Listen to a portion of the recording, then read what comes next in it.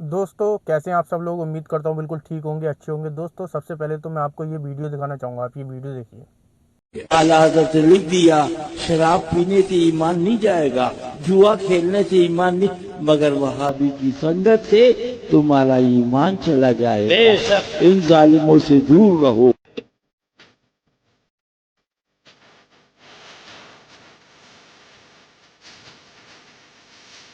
दोस्तों आपने देखा कैसे ये मौलवी आपस में नफरत फैला रहा है।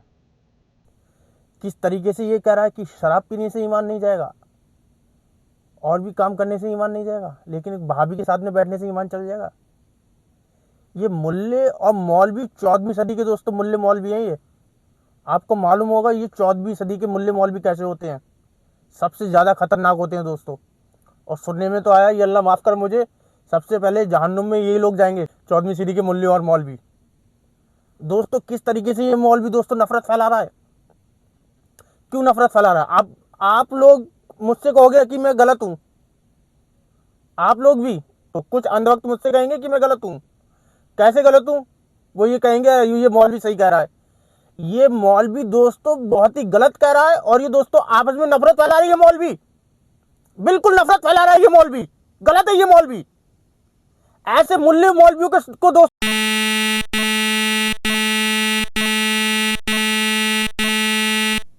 बिल्कुल सड़सड़ गलत है। ये मुल्ले मौलवी दोस्तों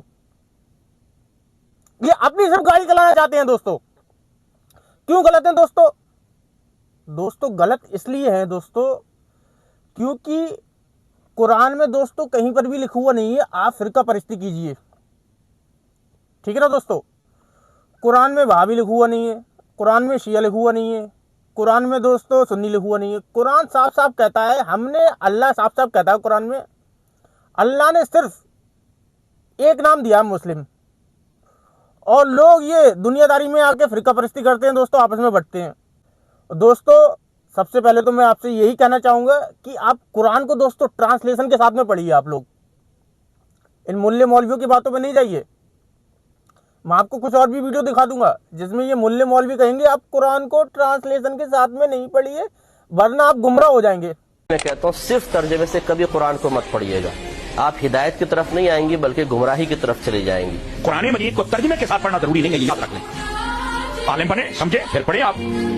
ये बात ज़हन में रखें कि तिलावत कुरान करना तो हर बंदे का हक है, लेकिन अगर वो तिलावत के साथ तर्जुमा भी पढ़ना चाहता है तो उसे चाहिए वो किसी आलिम की ज़ेरे निगरानी पढ़े, खुद न पढ़े। वो खुद तर्जुमा पढ़ने बैठ जाएगा ना तो बाज मकामात ऐसे आएंगे जिस जगह वो शुकूक और शुबात और सवालात में मुब्तला हो जाए, और ऐसा परेशान होगा कि अल्लाह न करे कहीं गुमराही में मुब्तला हो जाए, जिसे कुरान कहते हैं यहदी बिही कसीरा व युज़िल्लु बिही कसीरा। ये मुल्ले मौलवी कहते हैं दोस्तों कुरान क्या कहता है उसको फॉलो कीजिए और कुरान को ट्रांसलेशन के साथ में पढ़िए। दोस्तों मेरी ये बात याद रखिएगा, अगर किसी का यह अकीदा है कि कुरान लोगों को गुमराह करता है, ऐसा शख्स काफिर है, उसके कुफ्र में शक करने वाला भी काफिर है। मुसलमान का यकीदा हो ही नहीं सकता कि ये किताब गुमराह करती है। वरना आज अगर कोई गैर मुस्लिम इस्लाम कबूल करना चाहे या इस्लाम को स्टडी करना चाहे और हमसे पूछे बताओ तुम्हारी किताब कौन सी है, हम उसे कुरान देते वक्त ये कहेंगे कि ये हमारी किताब है, लेकिन 50-50 चांसेस हैं, गुमराह भी हो सकते हो, हिदायत भी, कि अगर कोल ही रखो। और अगर कोई मेरे जैसा मुसलमान वो ये कहे कि ये हमारी किताब है, इसे पढ़ो, ये सरापा हिदायत है, और आगे से अगर वो अंग्रेज पूछ ले कि क्या तूने भी यही कुरान पढ़ के अपने अकीदों की इस्लाह की थी, तो 99% मुसलमान जो है ना उसका मुंह देखेंगे कि नहीं। फिर वो आगे से अगर ये पूछ ले कि अगर तूने इस किताब से हिदायत हासिल नहीं किया तो मुझे क्यों मशवरा दे रहा है, तो हमारे सर शर्म से झुक जाएंगे। कुरान में कहीं नहीं लिखा ये कुरान गुमराह करता है। वो एक जुमला, जिस तरह मेरे क्लिप ये छोटे छोटे काटते हैं ना, ये अल्लाह का क्लिप काटा हुआ है इन मौलवियों ने। ये मौलवी इतने जालिम है कि ये अल्लाह के भी क्लिप काटते हैं। युदिल्लु बिही कसीरन व यहदी बिही कसीरा, ये अल्लाह का क्लिप इन्होंने कुरान से काटा है।